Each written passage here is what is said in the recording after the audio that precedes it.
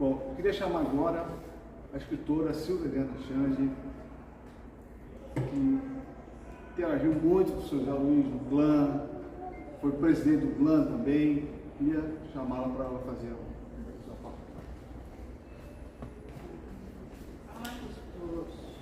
Quarto reportagem, todo mundo aqui parece que já me conhece, né? Só tem 1, 2, 3, 4 que eu não conheço. Prazer, sou Silvia Helena Change. Falar com o José Luiz Oliveira, para mim, eu tenho que falar de três vontades dele, que no passado tempo eu fui conhecendo. E a primeira, que eu acho, foi o pioneirismo dele, né? Como nós sabemos, ele lançou aqui o livro em 1958. Né? Eu pensei que fosse até mais moderno para cá, não. Eu era pequenininha ainda, quer dizer, pequenininha eu continuo, né? E assim, né? Mas eu fiquei impressionada com a data ali. Então, eu folheando minhas mensagens que tenho guardado em casa, eu encontrei uma frase que fala, parece que essa frase foi criada para o José Luiz de Oliveira. Isso é referente ao pioneirismo. A frase é assim: uma geração constrói uma estrada por onde a outra trafega. Então esse aqui é da Leonor Roosevelt. Então que é exatamente isso, né? O José Luiz ele foi construindo aos poucos essa estrada para nós agora estarmos aqui falando dele, lançando livros, né? E criando uma academia de letras. Hoje nós temos N números de projetos culturais voltados para a poesia, literatura, que surgiu dele, veio com ele essa bagagem, né? E a segunda qualidade dele, que eu não poderia também deixar de falar, é a garra. O Zé Luiz tinha uma garra, assim, uma coisa assim fora de série, né? E eu encontrei uma outra frase que se direciona a ele: a diferença entre o possível e o impossível está na vontade humana, né? Então, nós não tínhamos a internet naquela época, não tinha nada, era através de carta, e ele ia atrás, ele corria atrás. Essa frase é do Luiz Pasteur. Então, se você quer fazer, você faz. Independente da sua estrutura física, do grau de instrução que você tem, onde você mora, não é? As condições financeiras, você pode vir a pé, você pode vir de táxi ou não. Ele estava em todas, ele não faltava um evento, né? Então ele foi um exemplo para todo mundo, desse que se agarra. E a outra qualidade é a amizade, né? Eu estava vendo aqui esse livro que eu tenho dele, o Beija-Flor, e eu até peço para as meninas não ficarem com ciúme não. Tá? Eu estava folheando o livro e ele falou para mim assim que a minha grande amiga e filha, ontem eu fui ver isso, eu me emocionei, porque realmente eu vi o Zé Luiz como um pai para mim, entendeu? Então eu peço às meninas que não fiquem com ciúme dele, que é o pai do coração, né?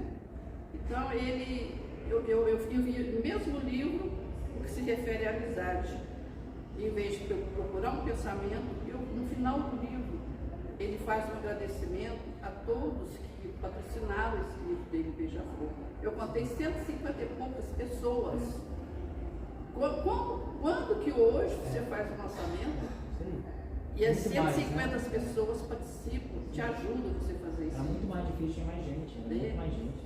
Então, eu acho que ele ia além na época dele, né? E eu observava nele também características que era próprio dele, né? Ele tinha, assim, falar muito doce, né? Devagarinho, calmo, né? Um andar bem devagarinho, né?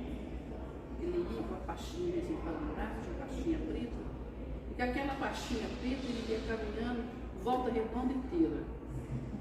E ele conseguia patrocínio, o pessoal ficava encantado com o trabalho que ele estava fazendo, né?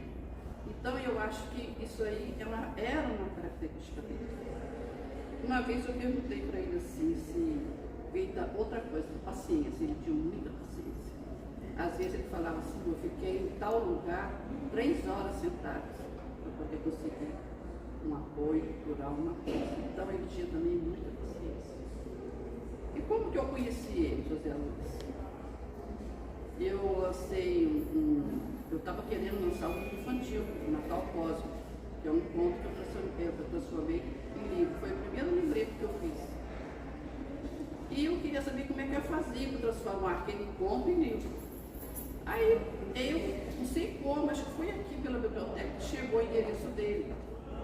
Que tinha um pessoal aqui em Valquedoso que cuidava, que trabalhava com a poesia e literatura. Aí eu escrevi para ele uma cartinha perguntando se eu podia fazer um livro, né? O que o Glan poderia me ajudar, né?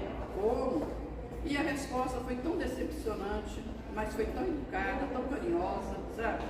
Aí, através daquela carta, foi que nasceu o meu amor pelo Glan. Porque ele dizia que estava feliz que tinha uma pessoa querendo lançar um livro na parte da literatura infantil, mas que infelizmente eles não tinham condições financeiras para isso, né? Que não tinha apoio cultural para isso, eu que teria que lançar. E me convidou para conhecer a sede, foi onde eu conheci, né, a casa de vocês, lá na Avenida do Contorno, Belo Horizonte. Então a casa dele, como o Márcio Marinho falou, ele fez um cômodo da parte, né? E ali era a sede do Glan, entendeu? Ali a gente guardava tudo. Aí, quando ele me falou isso, eu falei assim, ai meu Deus do céu. Aí eu fui conhecer ele, fui começar a entrar na luta do nosso Grêmio Literário. E nessa luta, quando eu conheci ele, comecei a participar, ele já estava preparando a documentação para dar baixa no Glan. Foi em 1998. Porque a Glan era de utilidade pública, ela tem toda a documentação correta. E aí eu falei assim, mas José Luiz, como é que o senhor vai fazer isso? O senhor já lutou tanto, vai fechar agora? E já estava tudo prontinho, pronto, prefeitura. Aí eu falei, não, o senhor não vai. Aí eu comprei a briga com ele. Aí comecei a trabalhar com ele no Glan, né? Porque o nosso Glan era um Glan andarilho, aonde abria a porta para a gente fazia reunião, né? Eu ia ter um banco da praça, Gacemes, aqui do lado do fundo, aonde podia ir, a gente estava indo. E aí nós começamos, comecei com ele como na diretoria, né, como segunda secretária, primeira secretária. Quando ele sentiu firmeza em mim, passou para vice-presidente e caiu fora, deixou na presidência, entendeu? Deixou com a batata na mão. Mas eu comprei aquela briga com muito carinho, com muito amor, e fiquei 10 anos nessa presidência. Eu encerrei em 2006, porque eu já estava fazendo faculdade de letras, né? E trabalhando 8 horas por dia como funcionário público, e eu estava muito cansada. Aí eu finalizei a coletânea, que todo ano a gente fazia uma coletânea, uma festa muito bonita, que no final, o Márcio Marinho, ele era um mestre de cerimônia, e era o senhor mestre de cerimônia. Ele enfeitava a festa de uma tal maneira. Pena que a gente faz aquelas fitas antigas, depois fica envasada, né? Mas eu estou tentando recuperar essa história também. E ali nós começamos a lutar, terminei em 2006, aí ele foi passando a presidência, hoje também um pouquinho devagar, né? Porque a pessoa que assumiu mora no Rio, fica difícil para ele trabalhar e voltar no Rio e cuidar do Glan. Mas é uma esperança que ainda ela está viva, né? Tanto está vivo que nós estamos falando aqui, né? Então essa história que eu tenho do Zé Luiz, a simplicidade dele, a humildade dele, ele entrava em qualquer lugar, era muito bem recebido e conseguia. Um dia eu perguntei, ele falou assim, quais são os antigos presidentes? Ele foi me mostrar esse. E aí foi um fato interessante, porque ele falou, esse aqui era médico e esse aqui era advogado. Aí eu falei assim, como é que foi o Glan na época? Eu falei, só churrasco na casa deles. Eu tenho que falar isso. Só churrascada. Ele fazia aquela reunião na casa dela, convidava o pessoal e ia. O Glan funcionou de jeito nenhum na mão de 2 catedráticos. O advogado e o médico, a pessoa super estudada. E aí não teve continuidade não. Teve o José Luiz assumir novamente e continuar com o Glan. Então você percebe que não é o estudo, né, a pós-graduação, o doutorado, que vai fazer a pessoa apaixonar por um ideal, né? Isso é paixão. Ele passou para mim essa paixão pelo Grêmio Literário. E aí foi esses 2 motivos que eu fiz foi isso, ele que me ensinou esse amor, e eu percebia que realmente não tinha um lugar para você se conduzir e perguntar como é isso, como é aquilo. Aí o GLAM passou a fazer esse papel na pessoa dele, na minha pessoa, as pessoas ligavam para a minha casa, e a gente conseguiu começar a dar oportunidade para os poetas nas coletâneas, né, que lançava todo ano. Muita gente saiu da gaveta, o Jean começou com a gente. Muita gente tirou da gaveta através do GLAM, porque ficava mais fácil de você editar um poema num livro do que fazer um livro, não é? E a gente fazia, minha filha, fazia de tudo para poder a pessoa participar da coletânea, sabe? Então eu acho que é isso, a gente tem que ter garra, né, força de vontade, acreditar naquilo que a gente está fazendo, né? Então o Zé Luiz para mim é isso daí, bom?